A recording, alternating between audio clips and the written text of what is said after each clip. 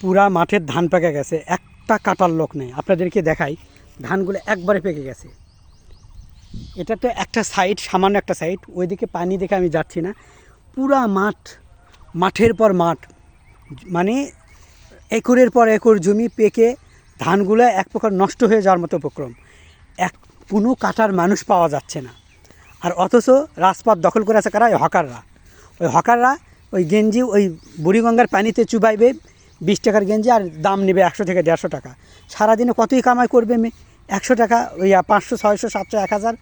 এরপরেও তাদেরকে আবার কি দিতে হয়? ওই দোকানগুলোর ভাড়া দিতে হয়। আর এই যে ধানগুলা, আপনারা অবাক হয়ে যাবেন। ধান কাটা আমরা সর্বোপরি যেটা শেষ আপডেট আপনাদের দিয়েছিলাম যে আমাদের 4000 টাকা করে লাগছে। অন্য জায়গায় 5000 শুনছে, আমাদের ধান বাদ দিয়ে অন্য জায়গায় দৌড় মারছে সেখানে। এখন কালকে থেকে আবার 6000 করে লাগছে, মানে বিঘা প্রতি এই 1 বিঘা জমি ধান কেটে দিবে, তারা 6000 টাকা নেবে। একদল লোক আমাদের বাড়িতে আসছে, এলাকায় বলি। তো আসার পরে তারা কি করছে জানেন? কয় আমরা তো 7000 টাকা করে বিঘার নিচে কাটবো না। 7000 টাকা কেন নেবা? কয় কি কাদো আছে, পানি আছে। এই যে পানি, আর কি পানিটা দেখাই, এই যে পানি আছে, এই পানিতে তারা নামবে না, কাটবে না। কয় ঢাকায় গিয়ে গার্মেন্টসে করবো, না হয় ঢাকায় গিয়ে হকারগিরি করে খাবো। ঢাকায় গিয়ে নাকি হকারগিরি করে খাবে, কিন্তু ধান কাটবে না। ওই 7000 টাকা বিঘাতেও সে কাটবে না।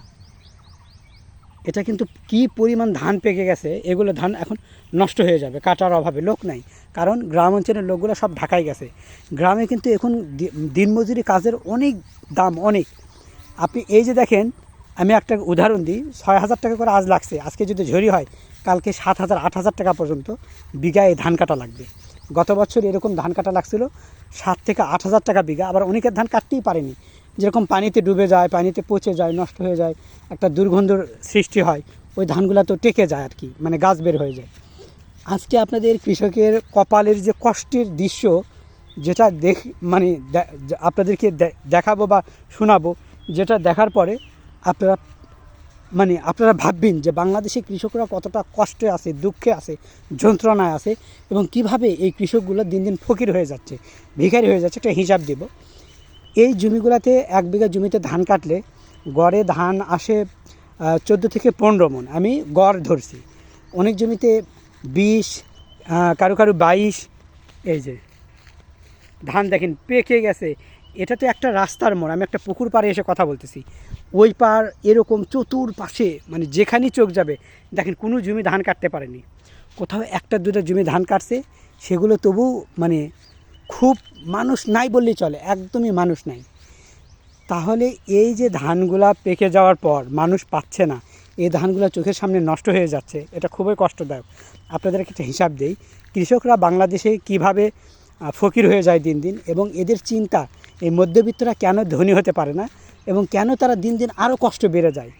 আর জ্বলন্ত উদাহরণ হলো, একটা গড়ে আমি ধানের ধরি যে 1 বিঘা জমিতে 15 মণ ধান হয়। 15 মণ ধান যদি 1000 টাকা মণ হয়, তাহলে 15000 টাকা। এখন চিন্তা করে দেখেন, অনেক জমিতে আবার 20 মণও হয়, অনেক জমি 18 মণ হয়। আর এগুলো যেহেতু কাটারি ধান 14 থেকে 15 মণ হয়। সর্বোপরি যার, মানে সবশেষে যার একবারে হাই ভালো, তার 18 মণ হলে হতে পারে।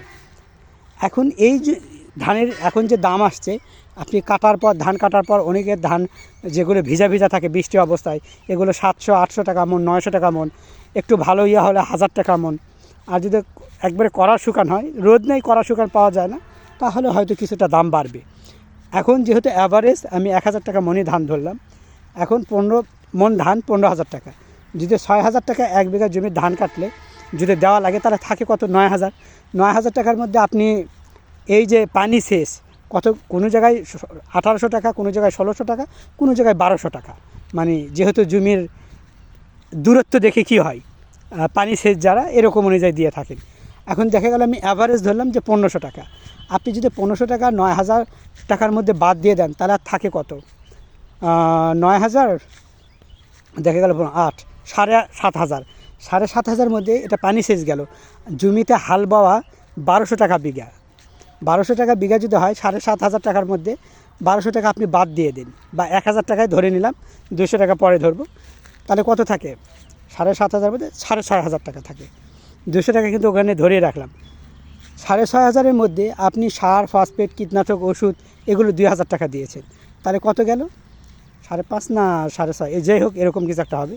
তো দেখা গেল যে সেখান থেকেও যদি 2,000 টাকা চলে যায় তাহলে থাকে কত 3,000 এরকম কিছু। তো 3,000 টাকা থাকলেও আপনি ওষুধ ছিটানো আছে, আবার জমি নিড়ানো 400 টাকা বিঘা, ঘাসের উপর এটা নির্ণয় হয়। জমি নিড়ানোতে যদি আপনি 400 টাকা বিঘা দেন, 1 বিঘা জমিতে 400 গেল, ওইদিকে 200 আছে। আবার মনে করেন যে ধান যে লাগাই, যখন এই যে বীজগুলা লাগাই, এটাতে 1200 টাকা বিঘা, 1600 টাকা বিঘা, 1800 টাকা বিঘা এমনও হয়ে থাকে, মানে অনুযায়ী মানুষ পাওয়া না পাওয়ার উপর ভিত্তি করে। যেহেতু জমি লাগানোর সময় যে মানুষ পাওয়া যায়, তাহলে এটা 1200 টাকা বিঘা। এখন চিন্তা করে দেখেন, এই কামলারা যারা কাজ করতেছে তাদেরকে আমাকে ভাতও দিতে হচ্ছে, তাহলে ভাত দিতে হচ্ছে। আবার শুধু এখানেই যে বিষয়টা এমন নয়, আপনি এই ধান যে মাড়াই করবেন, সেখানে আপনাকে 400 টাকা 500 টাকা বিঘা নিচ্ছে ধান মাড়াই করা, যেটা মেশিনে মাড়াই করা বলে। তাহলে চিন্তা করে দেখুন, দিন শেষে কি কোনো কৃষকদের টাকা থাকে? যদি জমিটা কেউ বর্গা নেয়, বর্গা না, এটা ইরামন পত্তন বলে, 16,000 টাকা করে, তাহলে বলেন তো এই জমি থেকে কেউ লাভ হতে পারবে? হ্যাঁ, কারো যদি 18 মন হয়, কারো যদি 20 মন হয়, তো দেখা গেছে তারাও উপকৃত খুব একটা হতে পারবে না। ওই যে বলে না, কৃষকদের ভাগ্য দুঃখে লেখা। মধ্যবিত্তরা বাংলাদেশে ফকির হবে, কারণ এই যে প্রতিটা জিনিসের কীটনাশকের দাম কম নাই, কারেন্ট বিলের দাম কম না, পানি সেচের দাম কম নাই। আপনি মেশিন দিয়ে হাল চাষ করবেন, মানে হ্যারো যেটা বলি আমরা, টিলার, পাওয়ার টিলার বলে, অনেকে হ্যারো বলে, এটা দিয়ে যদি আপনি ওই চাষ করেন, সেখানেও 1200 টাকা দিতে হচ্ছে।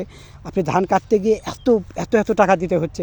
তাহলে এই হকারদের কী জন্য রাজপথ দিতে হবে? ওই হকারদের এই গ্রাম অঞ্চলে পাঠিয়ে দেন, এরা গ্রামে আসবে, ধান কাটবে, প্রচুর টাকা পাবে। এবং গ্রামে আজকাল দিনমজুর এত বৃদ্ধি পেয়েছে যে এগুলো দেওয়ার পরে একটা মানুষ যে এখান থেকে লাভবান হবে না, বরঞ্চ এমনও আছে যে বাড়ি থেকে দিতে হয়। আমাদের কিছুদিন আগে একটা ঝড় হয়েছিল, সেখানে ধান কাটতে গিয়ে ধান তো পাইনি, পরে বাড়ি থেকে টাকাগুলো দিতে হয়েছে, অর্থাৎ জমানো টাকা সেখানেও দিতে হয়েছে। খারাপ লাগছে, এতদিন আমরা কোটিপতি হয়ে যেতাম, কিন্তু দেখা গেল ভাগ্যে কোটিপতি হই নাই কেন জানেন? কারণ এগুলো দিতে দিতে দিতে এমন হয়ে গেছে যে আমরা মানে এটা বলতেও খারাপ লাগছে যে আমরাই মনে হয় এখন, মানে আমাদের অবস্থা এটা কি খারাপ। একটা সময় আমরা প্রচুর মানে অনেক উপরে উঠতেছিলাম, কিন্তু দিন শেষে দেখা গেল এই জিনিসগুলোর দাম না থাকার কারণে, ধানের দাম নেই কিন্তু অন্যান্য জিনিসের প্রচুর দাম। বাংলাদেশে এত ধান 200 টাকা মন হোক না কেন রে ভাই, যদি সেখান থেকে লাভ হয়, আমরা বেশি চাই না, যদি লাভ হতো তবেই না শান্তি। আমার দিনমজুর এত বেড়ে গেছে, জিনিসপাতির দাম, ওষুধ কীটনাশকের যে কী পরিমাণ দাম, কীটনাশক না দিলে ধান হয় না। কেন হয় না? কারেন্ট পোকা একবারে ধান যেই জমিতে লাগে ধান খেয়ে শেষ করে দেয়, একবারে ছাপা করে দিবে।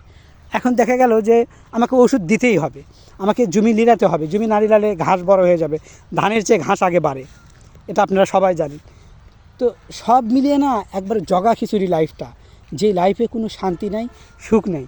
মানে আপনাকে হিসাব করতে করতে এবারে হয় না আগামীবার হবে, এবার হয় না আগামীবার হবে, এরকম করতে করতে করতে করতে প্রতি বছরই কিছু না কিছু ডোনেশন লস দিতে হচ্ছে আমাদের। আর এই দেওয়াতে ধীরে ধীরে আমরা ফকির হয়ে যাচ্ছি প্রত্যেকে। লাভ তো দূরের কথা, কপালে ফকির গিরে এসে গেছে।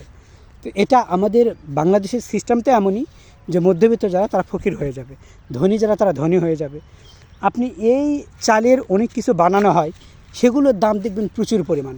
এই যে কৃষকরা আলু লাগাইছে, আলু কত, আমাদের এখানে আলু হলো 300 টাকা মন, 250 টাকা মনও বিক্রি করতেছে। 300 টাকা মন আলু, অথচ এক প্যাকেট চিপসের দাম কত? ওই 15 গ্রাম চিপস থাকবে কত, এটা 10 টাকা করে। তাহলে যেখানে একটা সামান্য একটা আলু দেওয়া থাকে, এটাই 10 টাকা করে নেই।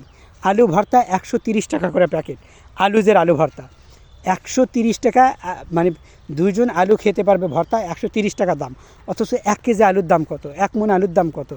সেই তুলনায় দেখেন কোটিপতিরা কেন কোটিপতি হবে না? ওই জিনিসগুলোর দাম একবার আকাশচুম্বী, কৃষকদের থেকে নিচ্ছে, সেখানে কোনো দাম নেই। আর অথচ ওই জিনিসের তারা কি একটা সিস্টেম করে হয়তো চিপস বানিয়েছে, অথবা এটা ওইটা ফ্রেঞ্চ ফ্রাই বানিয়েছে, সেগুলোর একবার আকাশ পরিমাণ দাম ছেয়ে গেছে। তো বাংলাদেশ এই কারণে কি ভিখারি হয়ে গেছে, আর এই ভিখারিদের দেখার কেউ নাই।